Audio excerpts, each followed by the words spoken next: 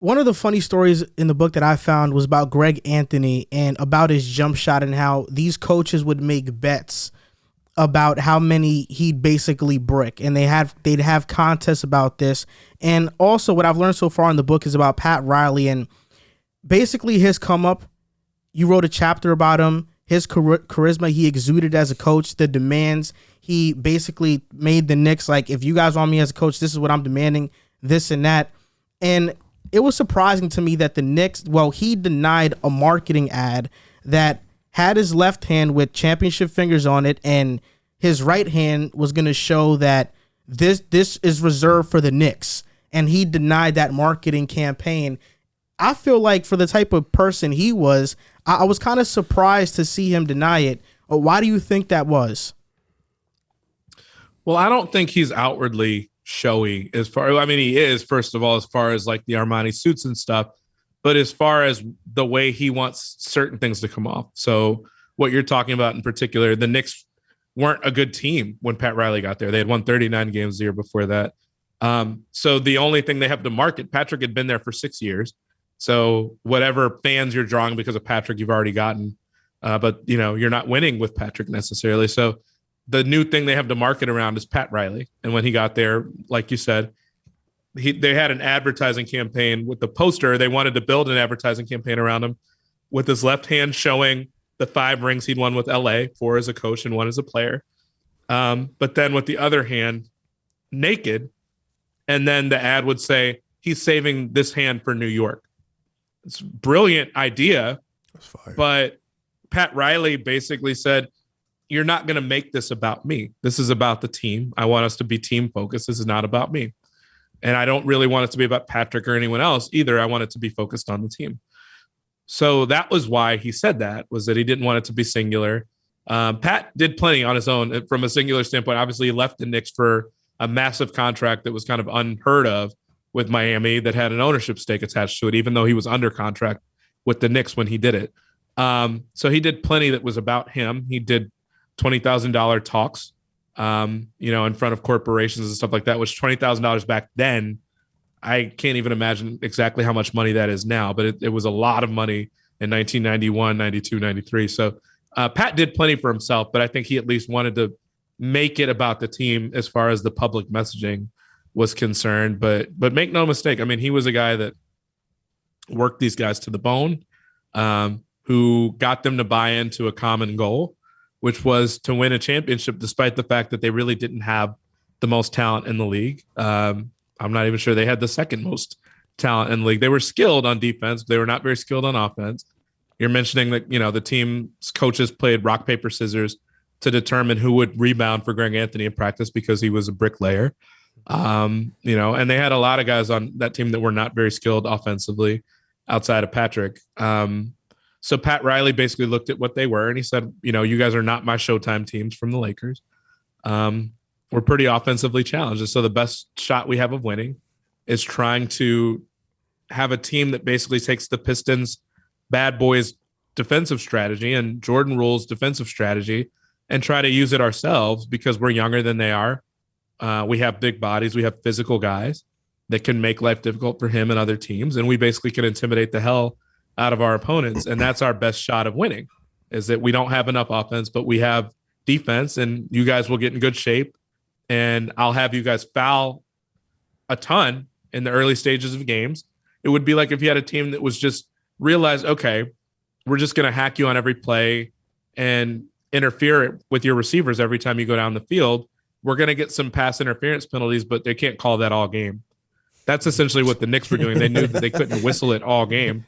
They hacked the crap out of you. Their games were longer than any other teams on average because they were hacking teams constantly. They fouled more than any team during that era, but they also were going to punish you if you came down the lane and tried to score on a layup, that they weren't going to let you have anything easy. If they did knock you down, they weren't going to help you up. There was an intimidation factor, and Riley wanted it that way. Riley showed them videos of Rams headbutting each other in car crashes before games and then would walk out of the locker room without saying a word to them. He would slide into the locker room wearing baseball spikes and then tell his players, whenever you do something defensively, make sure to do it with your spikes high. Basically meaning if you happen to take someone out and playing that physically aggressively, so be it. Like, don't worry about the outcome. Just go in there with your spikes up. Like, that's wild messaging that would not exist in today's NBA, but it was just a different time. The guy ducked his head in an ice cooler before a game for 2.5, 3 minutes. Then his assistant coach pulled him out. Riley takes a massive gasp for air once he comes out. And then after he composes himself, he's like, that's how bad you should want to win. As bad as I needed that breath. Like, that's not normal. And Pat Riley was not a normal dude. I don't know that he's a normal dude now. I mean, he'll be 77 next month. But I think he knew that. And I think it was a messaging thing. I think the challenge is when you get as close as the Knicks got during those years, as many times as they got close, at a certain point, if you don't win the whole thing, I think that stuff starts to wear thin a little bit. And I also think it starts to kind of wear thin on Pat Riley too, because you're pushing your foot on the pedal so aggressively, so hard that at a certain point, it's like it gets to be a bit challenging to come up with new concepts and new things to talk about with your players when you get that close and don't quite get there. You mentioned the Pistons a little bit earlier, and you mentioned how the league wanted to make sure that nothing that the Knicks had done could be seen again.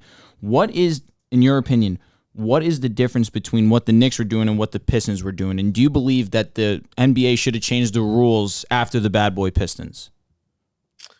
I think there's two things. One, the Pistons had a lot more offense than the Knicks did. I mean, they had a couple of Hall of Famers on that team. Definitely. The Knicks had just the one with Patrick. They had Joe Dumars. They had obviously Isaiah Thomas, who Dennis by himself, so they had a lot of wing talent that the Knicks just didn't have, and even John Starks, was a one-time All-Star. Charles Oakley was a one-time All-Star. Anthony Mason was a one-time All-Star, and that All-Star appearance was not even as a Knick.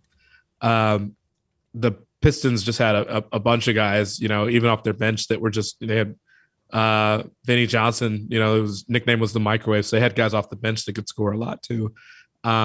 The Knicks were just a really stout defensive team that finished number 2 in the league in defensive efficiency in Riley's first year, and then finished number 1 the 3 years after that. They were very skilled on defense. I don't think they get quite enough credit for that, but they were trying to win games through defense and really didn't have much offense to speak of. John Starks was an incredibly flawed offensive player. He was a good player, but he was an incredibly flawed one that I think he was kind of beloved because people realized what his shortcomings were.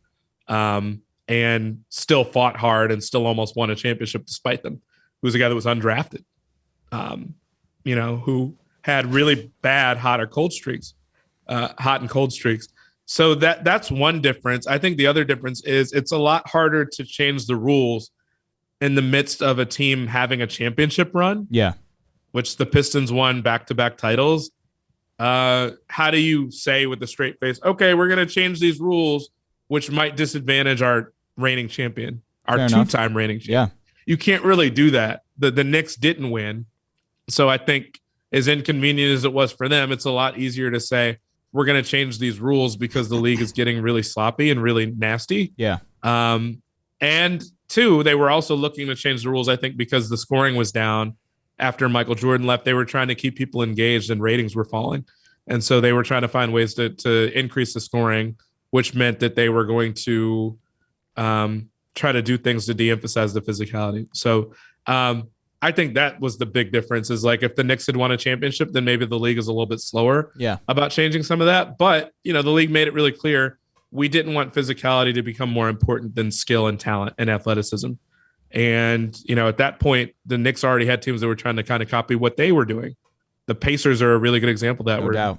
Donnie Walsh, their GM from those years, called me and said, there was one play in particular where Oakley just fouled Reggie so hard or knocked Reggie down so hard and threw his shoulder at Reggie as he came down the lane. And the refs watched it happen but didn't call a foul. And the ball bounced off Reggie's hand. He was trying to back cut into the lane. Oakley saw him and threw his shoulder out. And the ball clearly went off Reggie's hand, but the refs didn't call it the right way. Even though everybody in the arena saw it went off Reggie's hand, they gave the ball to the Pacers. So they made up for it. And either a makeup or what Donnie Walsh says, like, I think they were so legitimately confused by what just happened that, like, Donnie Walsh said to himself, I kind of want two guys like that on my team. come next year because this is so rough and tough and physical that the refs don't even know what to call. And again, I think that was part of what the Knicks were doing on purpose, is by hacking so much at the beginning of games, make it so that refs have to make a decision about what they're actually going to call a foul because they can't keep stopping the game. So, I mean, it was already influencing the Pacers, who went from an up and down run and gun team to a mostly a defensive juggernaut that was going to have guys that would all use up all 6 of their fouls. The league didn't want that. And I mean, as you see now in today's game, I think the Knicks are partly to thank for that, as far as seeing guys that pull up from 35 or 40 feet. The league was starting to encourage some of that in the late 90s, but that was because of the Knicks and the fact that they did not want teams to be playing in a shoebox, basically, but also did not want teams just hurting people and knocking people down on purpose. So you touched on it a little bit. Michael Jordan leaves, and the Knicks finally get to the finals. Can you just give a brief, a description of like what was the atmosphere like for New York at that time? Getting to the finals, making it there. They've been a competitive team. Like you said, Michael Jordan, he stopped a couple guys from getting a ring, but they finally get there. And just what was the atmosphere like before when they got there and then after when they lost? Especially for Patrick Ewing, because I know he gets lost in the conversation for one of the greatest bigs ever. No doubt. Because he doesn't have the ring like Hakeem or David Rodman. He doesn't have all that. But can you just talk about like the atmosphere in New York at that time before and after they lost? Sure. So I have a chapter in the book called Daylight because Jordan kind of overshadowed everything that everybody did during those years. There's a really good anecdote in the book about the fact that Pat Riley, after that Game 5 loss, the Charles Smith game that, Knicks fans lives in infamy for them. No doubt. Pat Riley goes to Hawaii that summer in 93 and rents out a presidential suite for his family and, at a Hawaii resort. And in the middle of the trip, he gets asked to, they basically say, we have to move you out of the room. We're really sorry. Something really unexpected has come up. Riley's furious because he's obviously paid good money for a room. And they accommodate him by saying, we'll move your bags and put you in the next nicest suite we have. We're really sorry about this. Maybe if you guys go swimming or go have breakfast or something like that, we'll have you guys situated in your next room by the time you guys finish. So Riley goes down and, his family's swimming. And he looks up at the suite multiple times, try to figure out like what the hell just forced me to move. And, 15, 20 minutes go by. He looks up again. He finally sees the doors to his balcony swinging open from that presidential suite. And it's Michael Jordan standing there in a bathrobe. And, it was just a sign of the fact that like, no matter where you went or what you did, Michael was always kind of hovering over every achievement or accomplishment you might potentially have. And I think that was the way the whole league felt at that time. So, they felt a sigh of relief a little bit, but they were already working hard. I think this was a hard-working team all the time. They always worked hard. Even before they knew Michael was going to step down and retire, they had scheduled their training camp to start at 12:01, the first allowable minute of that season, instead of starting at 9 a.m. or 10 a.m. the next day. They started at 12:01 at midnight, basically, because they wanted to be the first team on the court and the last one to leave it that season. So they were already doing that. And then 2 days later, Michael retired. So they were working really hard. I mean, they were immediately one of the favorites. And even in 93, I think that they were kind of like essentially kind of co-favorites with the Bulls. For sure. Because they were a 60-win team. They were a really good team that year. Really well coached. They had some talent. They had a lot of skill on defense. They had Ewing. So they were expected to really be a contender. They got all the way to the finals. And, you brought up Hakeem and brought up David Robinson. I think it was tough for Patrick because he was a great player during that era. There's no question about that. I don't think he was as good as either of those two. And in particular, if you go back and look at the numbers and the tape of the 94 finals, Ewing did not fare very well against Hakeem Olajuwon. He broke a record, I think, for blocked shots in a series. So he did okay defensively, but Hakeem was outplaying him quite a bit. I think Patrick had either 4 or 5 games during that series in which he shot under 40%. He just was not a capable scorer in that series the way he was used to being. And because of it, John Starks, kind of became their number one option. Again, a guy that I think on a true champion is probably ideally like your third or your fourth option. Maybe even like a sixth man for some teams. He was 6'2" and they listed him at 6'5". He was undersized. And he was very hot and cold. So, probably the quickest way to explain it, he was their number one option in that series because Patrick didn't have it. His uncle had died right before the series, super unexpectedly, an uncle that he was planning to have at the finals in Houston. And, 2 days before, his great uncle passes away, someone that was, closer to being like a father figure to him because his dad was not in the picture. He shoots 3 for 18 in game 1, but then he shoots really well in games 2 to 6. And particularly in games 4, 5, and 6, he had double-digit fourth quarters. He shot 50% from the field in games 2 to 6, 45% from 3, was averaging 21 a game, something like 7 assists per game. He was killing it, and he was really the reason they had a chance to win the series. They went into game 6 up 3-2. They went into the last play of game 6 down 86-84 with John Starks taking the last shot, and he gets a screen from Patrick. He's got a chance to win the game. Starks had made 6 shots in a row at that point, and he leaves his feet to take a 3 that if it goes down, the Knicks win the championship. And what ended up happening, because Patrick screened for him, it brought Hakeem Olajuwon, the 2-time defensive player of the year, reigning defensive player of the year, into the play where he switched and somehow covered a ton of ground just to get maybe a fingernail on John's shot that John to this day feels like would have gone in. And so he blocks the shot at the buzzer. It comes up 3 or 4 feet short as an air ball, which was a block. And what ended up happening, and I have this in the book at length, which had really never been out there, John essentially couldn't sleep for the next 3 nights because he was traumatized by the way the game ended. He's someone that normally could very easily just kind of flush a bad game or a bad play down the toilet. He couldn't do it for some reason in this case. I guess they were in Houston for the next 3 nights. It used to be that series went 2-3-2, where the 3 middle games would be the lower seeded team would have at home, and then the last 2 games would be at home for the team to have home court advantage. So these last 2 games were in Houston. The Rockets are able to sleep in their own beds and kind of live their own lives for those last 2 games of the series because they're at home and they're comfortable and they're reveling in that game 6 win that they won in really thrilling fashion. The Knicks are just stuck on game 6 and can't really think of anything else, can't watch TV in their hotel rooms because like all that they're showing in local television is the fact that the Rockets stayed alive. And Starks takes it harder than anyone, and he can't flush that game for some reason. So he hasn't been able to sleep. He comes back for game 7. Terrible game. And is terrible. He's not really focused or locked in on defense because his mind is all over the place. He hasn't slept. And when it comes to the actual shooting, he starts 1 for 13.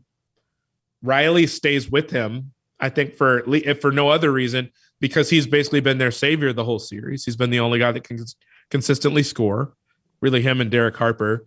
But the thing that I bring up, which had really not been out there before this book came out, is that Rolando Blackman, who was one of Starks' backups that did not play much that season, but was a guy that up until Dirk came along was the leading scorer in Dallas Mavericks franchise history, a 4-time All-Star, one of the better shooting guards from that era, and a guy that was on the Knicks bench. Pat Riley didn't ever sub him in, but a lot of the players wonder and were saying to me for the book, we all got the impression that Pat wasn't using Rolando because he and Rolando got into an argument before the finals started. And when I asked what the argument was about, Rolando wanted the players to be able to bring their wives on the road to Houston for that series because it had been a really long season. The Knicks would set a record that year for the most postseason games played in one playoffs with 25. So they were like, it's been a really long season. None of us have ever won a championship before. This is a crowning achievement for us as a team. We want to be able to bring our wives to celebrate it, to have them share this with us. And Pat Riley just said no. And then Rolando shot back and he was like, I'm not understanding why we shouldn't be able to do this. It's not going to be a distraction. These are our wives. These are not just random groupies or anything like that. Like, we want to be able to bring them. It'll help calm us down. It'll help put us at ease at a time where it would probably help when we're really going to be high strung and really excited. And again, Pat said no, and he was kind of offended that Rolando would continue to press the question and ask in front of the team. And Pat was a very in or out sort of coach. I have one anecdote in the book about the fact that Pat got angry one time with the team president, Dave Checketts, during those years because he could overhear Dave Checketts having a conversation with Dave Checketts' wife about what color family car they were going to get. She wanted to get a Suburban for the family. And she said, how would green be, Dave? Is that okay if I bring home a green Suburban? Dave said, that's fine. Pat could overhear the cell phone conversation. He's like, green, you must be crazy. Like, green doesn't work. That's the color the Celtics wear. And Riley had the big rivalry with the Celtics during the 80s. Checkett starts laughing, but Riley is sitting there with a completely straight face. He's completely serious. And so then Checkett's wife says, okay, then how about red? And Riley gets even more angry about that because he's like, that's like one of our current rivals, Dave. That's the Bulls. Can't get red. So they end up getting a blue Suburban because Riley feels like it's a betrayal to have anything other than blue.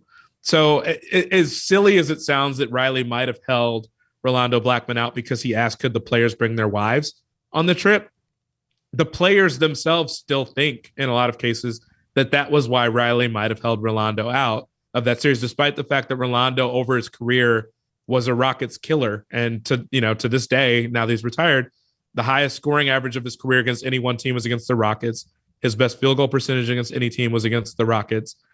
I talked to Rockets players in this book that were petrified that Rolando Blackman was going to come off the bench and kill them the way he always had, but he never got a chance to because Pat didn't bring him in. And after that, Pat has written what I think you could fairly construe as apology letters to Rolando Blackman over the years, saying that it's the biggest mistake he's ever made as a coach to not put him in. And Rolando's never written back to the letter. So, there's a lot to all that. When we talk about Jordan, we talk about Ewing as it relates to the other centers of the era. He also lost, he didn't lose, but the Knicks lost to the Spurs years later. And David Robinson was another guy that I think you could say was probably slightly better than Ewing. Those might have been the two centers that for his whole era were a little bit better than he was, but it really showed in the Rockets series. And, the Spurs, it was even tougher because they didn't have Ewing. He wasn't healthy enough to play in the finals, but they also had Tim Duncan that year. So it was just an era where they didn't quite have enough. And I think, Pat Riley understandably has like a great reputation as a coach and one of the best coaches of all time. I think he did a hell of a job coaching the Knicks as well, but I do wonder whether he might have been able to pull a different lever there and make a different decision. You definitely have some players from that Knicks team that kind of feel like he should have handled that a little bit differently. Something that you say that I really agree with is that the most fascinating teams are at times the ones that don't win it.